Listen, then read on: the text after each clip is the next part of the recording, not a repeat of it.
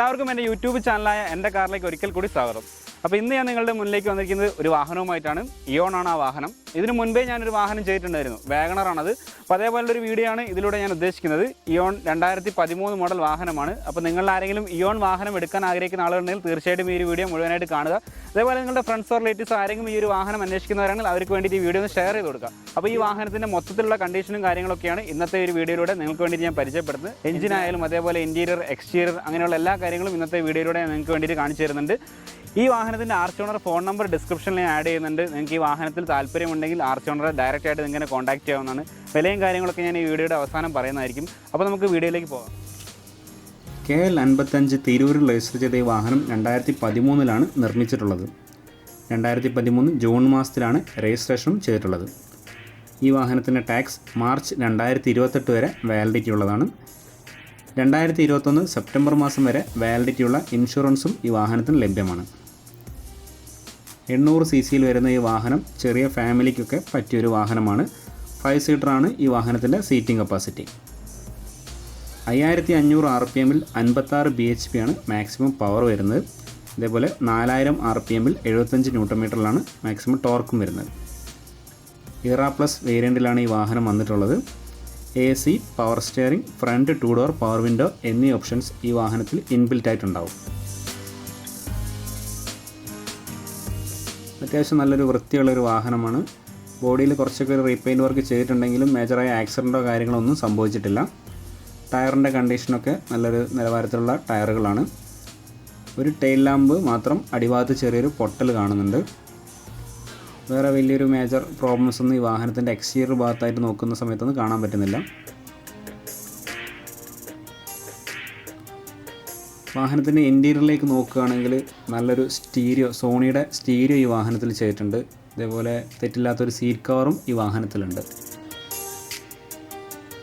ഇൻറ്റീരിയറൊക്കെ അത്യാവശ്യം നല്ലൊരു വൃത്തിയുള്ളൊരു കണ്ടീഷനോട് കൂടി തന്നെയാണുള്ളത്.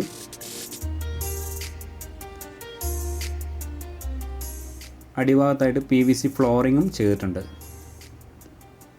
പുറകിലെ വിൻഡോ വരുന്നത് മാനുവലാണ്. ഫ്രണ്ട് 2 ഡോർ മാത്രമേ പവർ വിൻഡോ ആയിട്ടുണ്ടാവുള്ളൂ.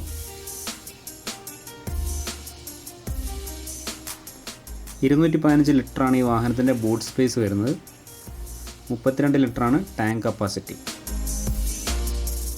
ഈ വാഹനത്തിന് സാധാരണയായിട്ട് ലഭിക്കുന്ന മൈലേജ് 17 മുതൽ 19 കിലോമീറ്റർ വരെയാണ്.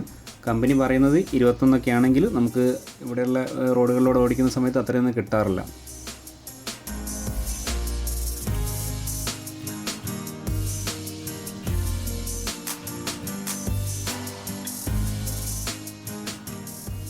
സ്റ്റെപ്പിനി ടയറിൻ്റെ കാര്യം നോക്കുകയാണെങ്കിൽ ഏകദേശം ഒരു 50% അവൈലബിൾ ആണ്.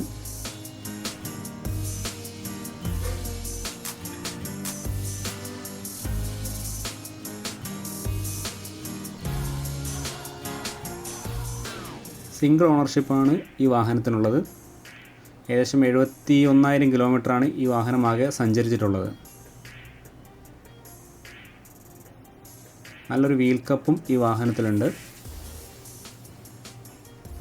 നമ്മുടെ എൻജിൻ്റെ ഭാഗത്തേക്ക് നോക്കുകയാണെങ്കിൽ അത്യാവശ്യം നല്ലൊരു കണ്ടീഷനോട് കൂടി തന്നെയാണ് എൻജിനൊക്കെ സൂക്ഷിച്ചിട്ടുള്ളത്.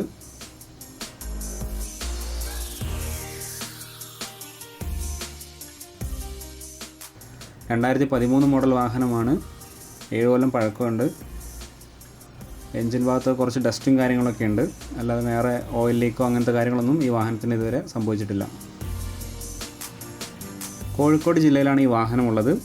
ഇതിൻ്റെ ആർച്ച് ഓണർ ചോദിക്കുന്ന വില 1,75,000 രൂപയാണ്. സ്ലൈറ്റ്ലി നെഗോഷ്യബിൾ ആണ്. ആർച്ച് ഓണർ ഫോൺ നമ്പർ ഡിസ്ക്രിപ്ഷനിൽ ഞാൻ കൊടുത്തിട്ടുണ്ട്. ആ നമ്പറിൽ കോൺടാക്റ്റ് ചെയ്ത് നോക്കാം. അതേപോലെ ഇതുപോലെയുള്ള വീഡിയോസ് ഇനിയും ലഭിക്കാൻ വേണ്ടിയിട്ട് എൻ്റെ ഈ ചാനൽ സബ്സ്ക്രൈബ് ചെയ്യാത്തവരുണ്ടെങ്കിൽ തീർച്ചയായിട്ടും സബ്സ്ക്രൈബ് ചെയ്യണം. ഞാൻ അപ്ലോഡ് ചെയ്യുന്ന ഓരോ വീഡിയോയും യഥാസമയം ലഭിക്കാൻ തൊട്ടടുത്തുള്ള ബെൽ ഐക്കൺ കൂടി എനേബിൾ ചെയ്യാൻ മറക്കരുത്.